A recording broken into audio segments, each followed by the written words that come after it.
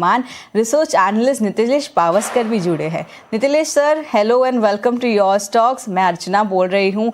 Market में अच्छी तेज़ी देखने मिल रही है। बैंक निफ्टी देखे, निफ्टी देखे, निफ्टी आईटी देखे, निफ्टी ऑटोज देखे, ये सारे हरे निशान में कारोबार कर रहे हैं।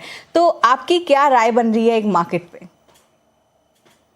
देखो, मार्केट के ऊपर अगर हम लोग ओवरऑल व्यू देखेंगे तो मैंने एक चीज नोटिस करवाई थी कि अगर ये मार्केट 24,250 24,350 ये लेवल के ऊपर मेंटेन होता है तो यहाँ से हम लोग 24,600 और 24,800 ये लेवल तक क्या कर सकते हैं, ऊपर के दायरे में देखने को मिल सकता है। सिर्फ ये जो रैली आई है वो ट्रम्प साहब की वजह से आई है। अगर वो ट्रम्प साहब कुछ गलत स्टेटमेंट करते तो हम लोग 200 पॉइंट नीचे ओपन होते। तो ओवरऑल अभी मार्केट का जो मूड और माहौल है वो अगर हम लोग देखेंगे तो यहाँ से बस 24,400 24,350 ये लेवल के नीचे नहीं जाना चाहिए। यहाँ तक जो भी कुछ डीप मिलेगा तो आप डीप को बाय करके चल सकते हैं। 24,300 आपका स्टॉप लॉस होना चाहिए।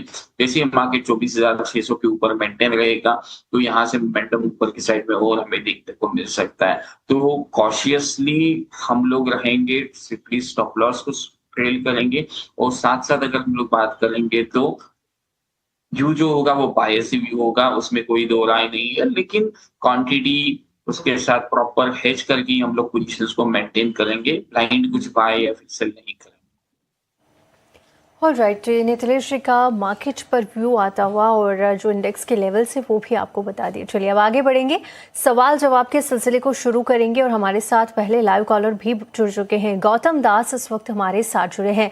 गौतम, हाय, गुड आफ्टरनून, बहुत बहुत स्वागत है आपका एजी नाउ स्वदेश पर। बताइए क्या सवाल है आपका?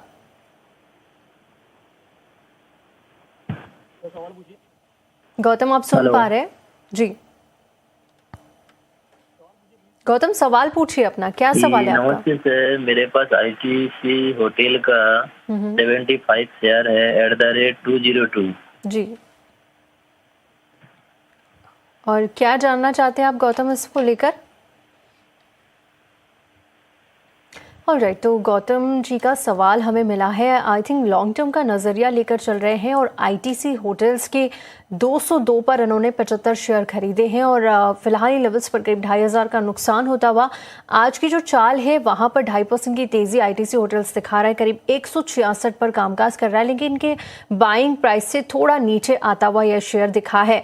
कैसे देख रहे हैं आप नितिलेश जी इसकी चाल को? First of all good afternoon. और अगर अभी जो नतीजे हमने देखे हैं, प्रॉफिट में भी बढ़ोतरी दर्ज हुई ईयर ऑन ईयर बेसिस पर और कंसोलिडेटेड जो नेट सेल्स है वो भी कंपनी की बढ़ती हुई नजर आई है। क्या आपको लग रहा है कि आईटीसी इनके बाइंग प्राइस के ऊपर जाता हुआ दिखेगा और बढ़िया रिटर्न लॉन्ग टर्म में इन्हें मिल सकते हैं?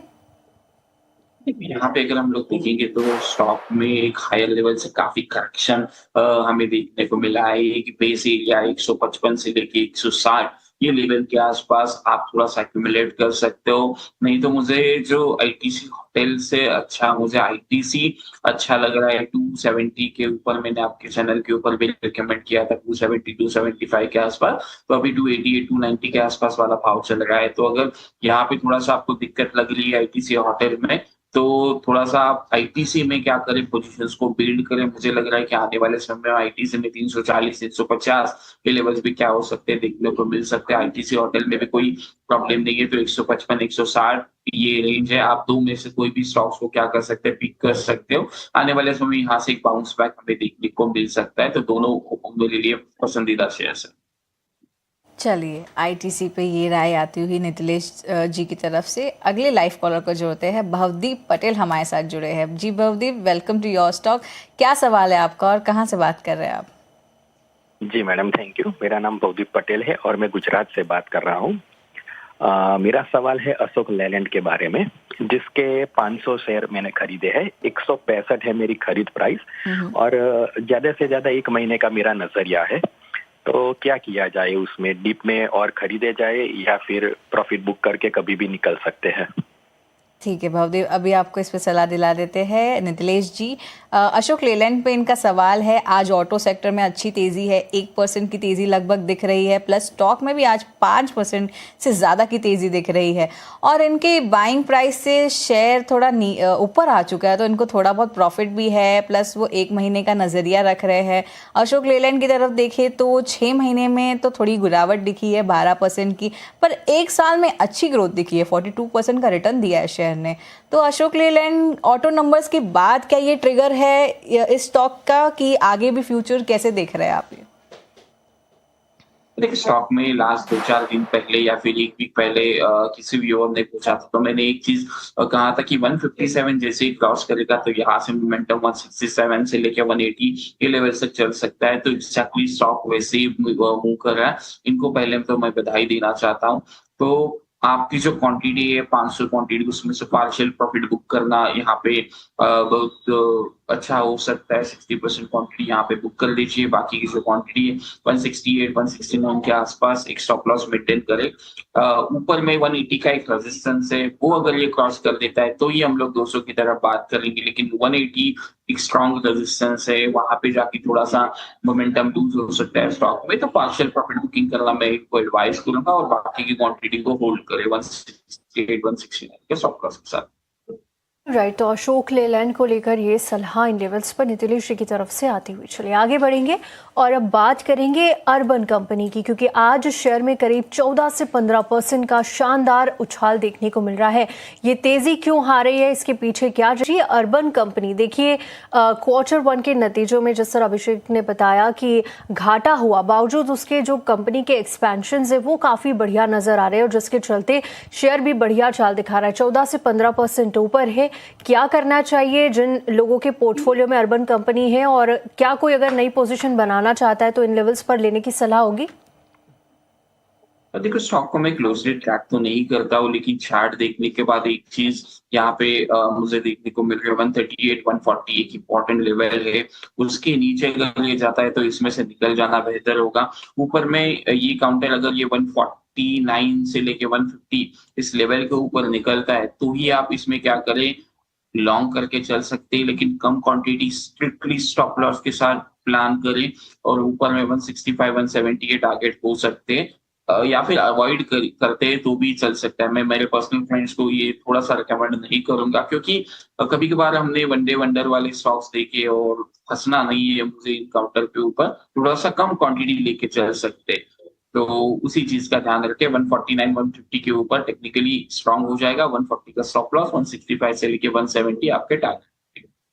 ऑल राइट, तो एक सलाह अर्बन कंपनी पर इन लेवल्स पर आती हुई। चलिए यहाँ रुकेंगे एक छोटे से ब्रेक के लिए, लेकिन आप कहीं मत जाइए। ब्रेक के बाद हमारे साथ अब नारायणा हेल्थ पर एक टेक्निकल राय भी ले लेते हैं। नितिलेश जी, नंबर्स काफ़ी अच्छे आए हैं, थोड़ा सा प्रेशर मार्जिन्स पर देखने को मिला। ओवरऑल आप ग्रोथ को कैसे देख रहे हैं आगे के लिए? मैनेजमेंट काफ़ी ऑप्टिमिस्टिक नज़र आ रहा है और अप्रैल के बाद से बढ़िया रिकवरी भी शेयर ने दिखाई है। आपको लग रहा है कि आने वाले दिनों में भी ये तेज़ी कायम रहेगी शेयर में? देखो, स्टॉक की अगर हम लोग बात करेंगे जी, तो मैं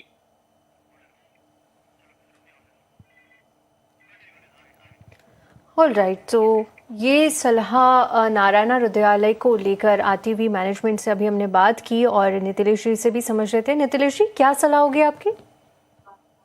स्टॉक में थोड़ा सा और करेक्शन हमें देखने को मिल सकता है। स्टॉक हालांकि लोअर लेवल से अच्छा खासा बाउंस दिखाया था और रिजल्ट भले ही अच्छा आ जाए, लेकिन प्राइस के हिसाब से अगर हम लोग देखेंगे तो ऑलरेडी फैक्टरिंग रिजल्ट, तो उस वजह से वहां पे प्रॉफिट बुकिंग हमें देखने को मिल रहा है, तो स्टॉक में गिरावट और बढ़ सकती है। स्टॉक यहाँ से 1780 1810 ये लेवल्स पे क्या हो सकते हैं हमें देखने को मिल सकते हैं। तो जिनका भी लॉन्ग साइड का पोजीशन है वो चाहिए तो थोड़ा वो कुछ ना कुछ मुनाफा बांध के घर जा सकते हैं, या फिर जिनको भी लेना है वो 1780 के आसपास अगर मिलता है तो वहां पे ले 1740 का एक स्टॉप लॉस मेंटेन करें और अपनी पोजीशंस को होल्ड कर सकते हैं।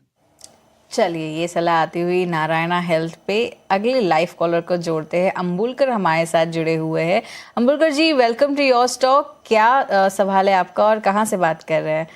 आई गेस आपका नाम मैंने सही बोला रहेगा? हाँ madam, Prasad Ambulkar, Amravati, Maharashtra. Welcome to your stock, बताइए आपका क्या सवाल है। हाँ, मैडम मेरे पास है ना मीशो के 3000 शेयर्स है, 200 रुपीज, एंड रिलायंस के 1200 शेयर है, 1327 1327 रुपीज। तो कब तक होल्ड करना है, एवरेज कहाँ पे करना है? ओके ठीक है, अभी आपको सलाह दिला देते हैं इस पर।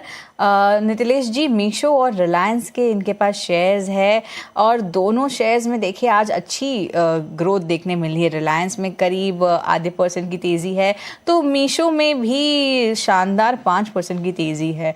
और दोनों स्टॉक से बात करें तो मीशो की बात करें तो अच्छी 6 महीने में अच्छा रिटर्न दिया है स्टॉक ने 28% के ऊपर, और 1 साल में खबरों के दम पर स्टॉक्स बढ़ता ही जा रहा है और 12 साल का रिटर्न ओवरऑल देख सकते हैं। वहीं रिलायंस के देखिए तो रिलायंस के तो Q1 नंबर्स अच्छे आए थे, प्लस आज स्टॉक में भी तेज़ी है। 6 महीने में थोड़ा डाउनवर्ड्स रिटर्न दिया है 8% का, और 1 साल में देखें तो एटलीस्ट 7% का डाउनवर्ड रिटर्न दिया है। सो दोनों स्टॉक्स पे आपकी क्या राय बन रही है? देखिए, स्टॉक में मैं रिलायंस को क्लोजली ट्रैक कर रहा हूँ। रिलायंस में मैं आज सुबह भी देख रहा था कि किस लेवल के ऊपर एंट्री करवाया जा सकता है। देखो, रिलायंस में 1320 1330 एक इंपॉर्टेंट लेवल है। ये लेवल को क्रॉस करता है तो हम लोग यहाँ पे लॉन्ग करके चल सकते हैं पोजीशंस को। 1450 1470 ये टारगेट हो सकते हैं, या फिर अगर यहाँ से करेक्शन मार्केट में आता है और नीचे में 1220 1240 ये लेवल के आसपास मिलता है, तो वहां पे मैं रिलायंस को प्लस करना पसंद करूंगा। तो ये 2 लेवल के हिसाब से मैं इसमें रिलायंस पे लॉन्ग जाना पसंद करूंगा। ओवरऑल व्यू जो है मेरा रिलायंस के ऊपर काफी, मुझे लग रहा है यहाँ से मोमेंटम पिकअप होगा। रिलायंस हो, HDFC बैंक हो, एक अच्छे लेवल के आसपास से ट्रेड करे तो यहाँ पे शॉर्टिंग अपॉर्चुनिटी देखने के बदले मोमेंटम कहाँ पे अच्छा मिल सकता है वो प्लान करना चाहिए, कौन से लेवल्स अच्छे हो सकते हैं, तो बाइंग का यूज करें।